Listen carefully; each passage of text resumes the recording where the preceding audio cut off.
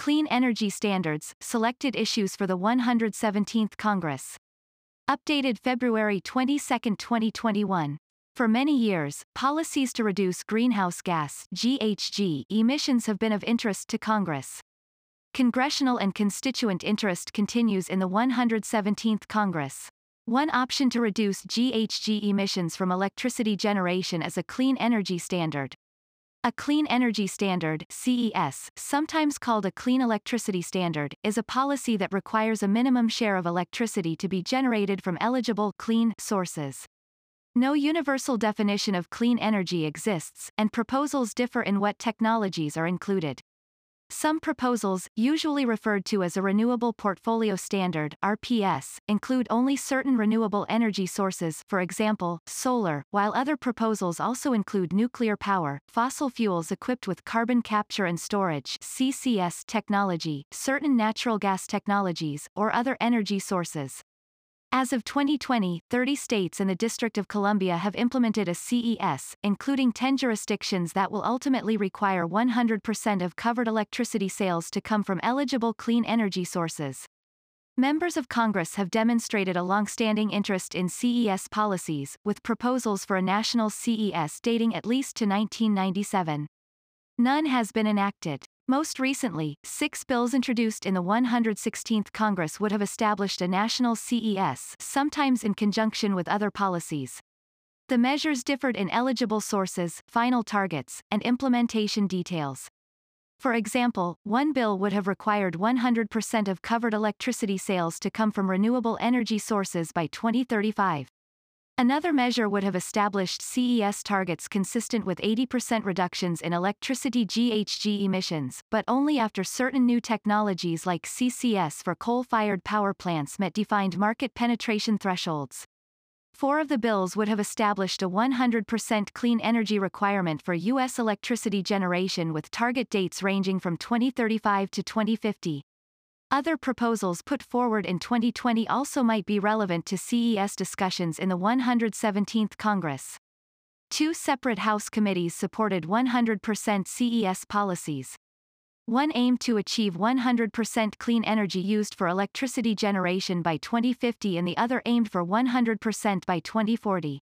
Additionally, President Biden campaigned on a goal of 100% clean energy used for electricity generation by 2035, and an executive order issued in January 2021 reiterates that goal. For context, renewable sources made up 18% of U.S. electricity generation in 2019, nuclear power made up 20%, natural gas made up 38%, and coal, without CCS, made up 24%. In February 2021, the U.S. Energy Information Administration (EIA) projected the share of total U.S. electricity generation coming from renewable sources in 2050 might vary from 33% to 57%, depending on factors such as future energy prices and economic growth. The share from non-emitting sources, that is, renewables and nuclear, in 2050 varied from 44% to 67% in the projections, and the share from non-emitting sources together with natural gas varied from 86% to 93%. The future makeup of the U.S. electricity system might affect congressional perceptions of the necessity or feasibility of a CES. Estimating the future energy system makeup typically is challenging, especially over 15 years or more, that is, the time periods covered by recent CES proposals. The ongoing coronavirus disease 2019 COVID-19 pandemic makes such outlooks especially challenging, because of the impact the pandemic is having on U.S. energy consumption and production. Another complicating factor is the possibility that the 117th Congress could change U.S. energy policy, not including consideration of a CES.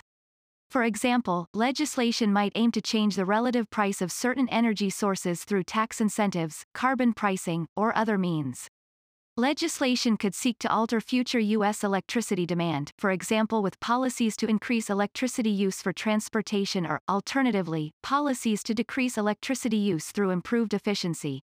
Legislation not directly targeting the U.S. electricity system also could be relevant, for example legislation directed towards affecting overall economic activity or infrastructure. Finally, non-congressional actions such as executive actions or state policies also could affect the U.S. electricity system. In short, numerous policies the 117th Congress might consider could affect the future makeup of the U.S. electricity system, as could non-congressional actions. The interactions among some or all of these factors might be relevant, should Congress choose to debate a CES. Contents. Introduction. 1. Bills introduced in the 116th Congress. 1. Other proposals. 3. Putting a 100% target in context. 4. Outlook for clean energy in the U.S. electricity system. 5. Figures. Figure 1. 2019 U.S. electricity generation by source type. 5. Figure 2. Projected share of total U.S. electricity generation, by source type. 7. Tables. Table 1. National Clean Energy Standard (CES) legislative proposals in the 116th Congress. 2. Contacts. Author information. 10. Introduction. Congress continues to study and discuss a range of policies to reduce U.S. greenhouse gas (GHG) emissions, and the Biden administration has made reducing GHG emissions a priority. Several legislative and executive actions could achieve such a goal. One legislative option, targeting the U.S. electricity system, is a Clean Energy Standard. A Clean Energy Standard (CES), sometimes called a Clean Electricity Standard, aims to increase the share of U.S. electricity generated from qualified clean energy sources. No agreed-upon definition of clean energy exists, so the exact set of energy sources supported by a CES proposal is one of its defining characteristics. Members of Congress have introduced legislation to establish a national clean energy standard in every Congress since at least the 105th 1997-1998. 1. Congressional and constituent interest in this policy continues in the 117th Congress. As of 2020, 30 states and the District of Columbia have a CES. 2. Of these, 10 ultimately will require all covered electricity sales to come from eligible clean energy sources. The 10 jurisdictions are California, Colorado, the District of Columbia, Hawaii, Massachusetts, New Jersey, New Mexico, New York, Virginia, and Washington. 3. Additionally, 5 states have non-binding goals of 100% covered electricity sales from eligible clean energy sources: Connecticut, Maine, Nevada, Rhode Island, and Wisconsin. This report provides 2 analyses to inform potential CES policy discussions in the 117th Congress. First, this report summarizes CES proposals from the 116th Congress. Second, this report analyzes the current and potential future makeup of the U.S. electricity system, for context. Bills introduced in the 116th Congress. CRS identified 6 bills introduced in the 116th Congress that would have established a national clean energy standard. 4. Table 1 summarizes the CES proposals identified in these 6 bills, focusing on 2 key policy features: the final target and eligible sources. The final target is typically expressed as the maximum required share of covered electricity sales to come from eligible sources in the year by which that share is to be met. Final targets for many state CES policies and past legislative proposals applied across all utilities. However, several bills in the 116th Congress would have set targets for each utility individually. This distinction is noted in the table. Eligible sources are the sources that may be used for compliance with the CES. Bills in the 116th Congress defined eligible sources by either source type, for example, renewable energy, nuclear power, or carbon intensity, that is, the volume of GHG released per unit of electricity generated. Table 1. National Clean Energy Standard (CES) legislative proposals in the 116th Congress. Notes: DOE equals U.S. Department of Energy, CCS equals fossil fuel-fired power plants equipped with carbon capture and sequestration. Bills are listed in chronological order by date of introduction. Final target is the maximum share of eligible clean energy sources to be used for electricity generation required by the CES, and the year by which that share is to be met. Carbon intensity refers to the volume of greenhouse gases released per unit of electricity generation. Bills may have additional eligibility requirements for some sources, for example, limitations on biomass sources, minimum carbon intensity requirements for natural gas. Some bills contain additional policy provisions. Other legislation introduced in the 116th Congress would have addressed energy sources for electricity generation directly, for example, fossil fuel bans, net zero emissions target, or indirectly, for example, tax incentives for certain sources, but these measures are not discussed in this report. This report also does not discuss carbon pricing proposals, although they, too, could potentially affect the share of electricity coming from different sources. 5. Other proposals. Several other CES proposals were released during the 116th Congress. 6. Generally, these had fewer specific policy details compared to the introduced bills. Unlike some introduced bills, none of these other CES proposals call for 100% renewable energy. On January 28, 2020, majority leaders of the House Committee on Energy and Commerce released draft legislative text of the Climate Leadership and Environmental Action for Our Nation's Future Act, the Clean Future Act. Its sponsors describe the Clean Future Act as a comprehensive proposal of sector-specific and economy-wide solutions to address the climate crisis. 7. Among the provisions in the Clean Future Act is a CES with a final target of 100% by 2050. 8. On June 30, 2020, Democrats on the House Select Committee on the Climate Crisis released a majority staff report, Solving the Climate Crisis, the Congressional Action Plan for a Clean Energy Economy and a Healthy, Resilient, and Just America. The report aims to lay out the Climate Crisis Action Plan, full of detailed, ambitious and actionable climate solutions that Congress should enact to benefit American families and communities across the nation. 9. Among the recommendations in the report is that Congress should enact a CES with a final target of 100% by 2040. 10. Outside of Congress, President Biden supported a goal of a carbon pollution-free power sector by 2035 in his campaign and has continued to support that goal in his administration. For example, an executive order issued January 27, 2021, aims to use federal procurement authorities to achieve or facilitate a carbon pollution-free electricity sector no later than 2035. 11. Putting a 100% target in context.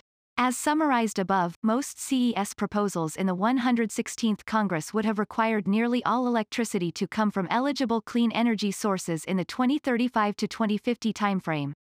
The distinction between all and nearly all arises from the policy details provided in some of the proposals. A 100% target does not necessarily require 100% of electricity to come from eligible clean sources. For example, a CES might exempt electricity sales from small utilities or allow alternative compliance payments. The actual amount of clean energy used would be affected by utility compliance choices, future technology costs, and other factors. The U.S. electricity system is large and complex, and many power plants and associated infrastructure have lifetimes of 40 years or more.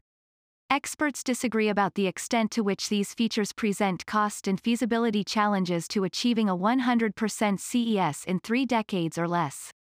Much of the debate focuses on wind and solar energy because of their unique operating characteristics. 12. Assessing the cost and feasibility of a 100% CES is beyond the scope of this report. However, this section provides some relevant data and discussion to put a 100% CES target in context. How much clean energy was used in the U.S. electricity sector in 2019? The answer depends upon what sources are considered to be clean, as shown in Figure 1 and discussed in the following paragraphs.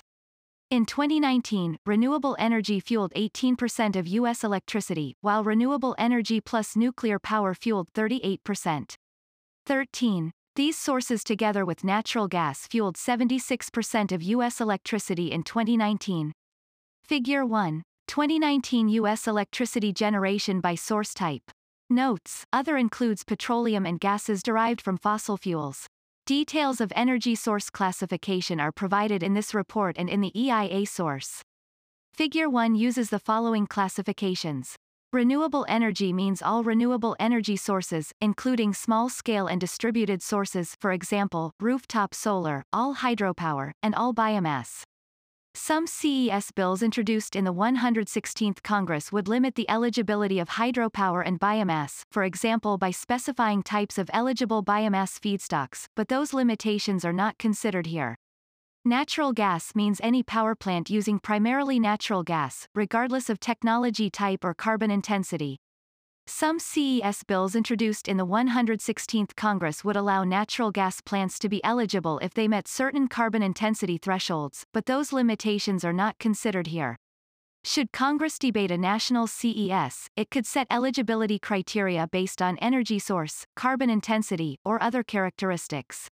Outlook for clean energy in the U.S. electricity system. The possible future makeup of the U.S. electricity system might affect, among other things, congressional perceptions related to the necessity or feasibility of a CES. Estimating the future energy system makeup typically is challenging, especially over multi-decadal periods. The COVID-19 pandemic and other factors make such outlooks especially challenging. One prominent estimate of future changes in the U.S. energy system is made each year by the U.S. Energy Information Administration (EIA) in its annual Energy Outlook (AEO). 14. In February 2021, EIA released its first long-term projections accounting for the pandemic. In EIA's assessment, the pandemic's impacts on the electricity sector will be mostly felt in the next few years. After that, long-term sectoral trends return to dominance. EIA does not project long-term structural changes in electricity demand resulting from the pandemic, and the AEO 2021 reference case projects that demand largely returns to 2019 levels by 2025. 15. In EIA's 2021 projections, the share of total U.S. electricity generation coming from renewable sources in 2050 varied from 33% to 57%, depending on factors such as future energy prices and economic growth. The share from non-emitting sources, that is, renewables and nuclear, in 2050 varied from 44% to 67% in the projections, and the share from non-emitting sources together with natural gas varied from 86% to 93%. 16. Figure 2 compares EIA's 2021 projections for the share of total U.S. electricity generation coming from these different source types. The classifications in Figure 2 match those in Figure 1, and are used to provide context. Figure 2. Projected share of total U.S. electricity generation, by source type.